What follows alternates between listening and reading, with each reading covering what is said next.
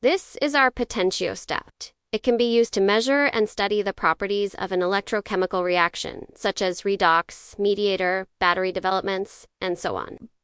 We built it because the commercial one is so expensive. In our potentiostat, we divide it to 3 parts: the microcontroller, the analog circuit of the potentiostat circuit, and the signal generator and acquisition. We are here to discuss how we design our analog circuit for our potentiostat circuit. Let's go and dive in. First of all, we find the references for our potentiostat design. This paper provides a solid introduction foundation about making potentiostat using microcontrollers, especially Arduino. We also use this paper as reference for designing our potentiostat. This paper provides solid principles in designing the potentiostat as it introduces the principles, the circuits, and the calculations used for the design.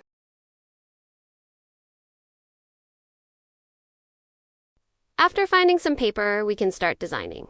I used LT-Spice and KiCad to design the circuit and the PCB. Here's our general schematics. There are voltage subtractor, voltage feedback, transimpedance amplifier, and level shifter circuits.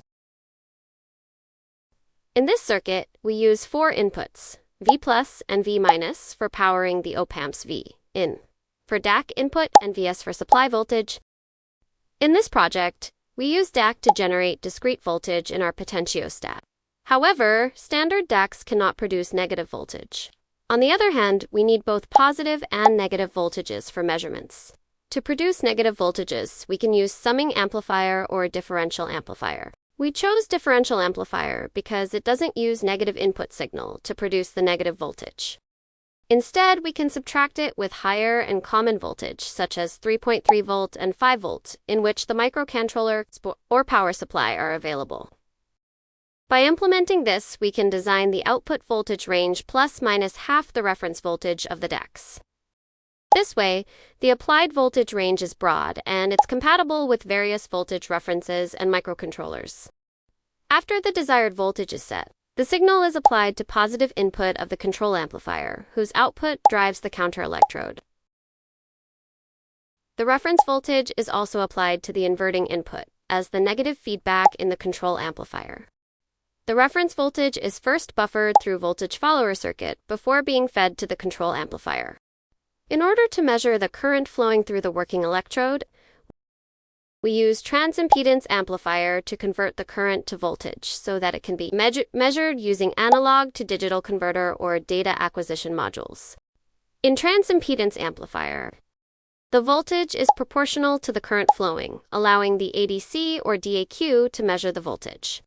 Since the currents can span from nanoamperes to milliamperes, we employ multiple feedback resistors with different values, allowing the transimpedance gain to be adjusted according to the expected current range.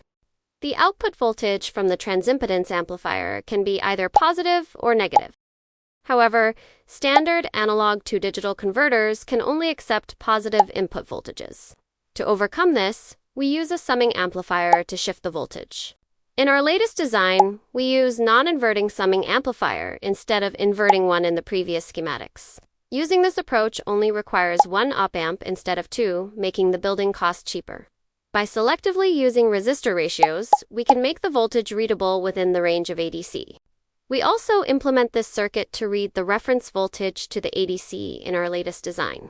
We replaced 1 kΩ resistor with 10 kΩ ones. That's how we design analog part of our potentiostat. If you have any thoughts, please write it in the comments. Thank you for watching, and I'll see you on the next videos.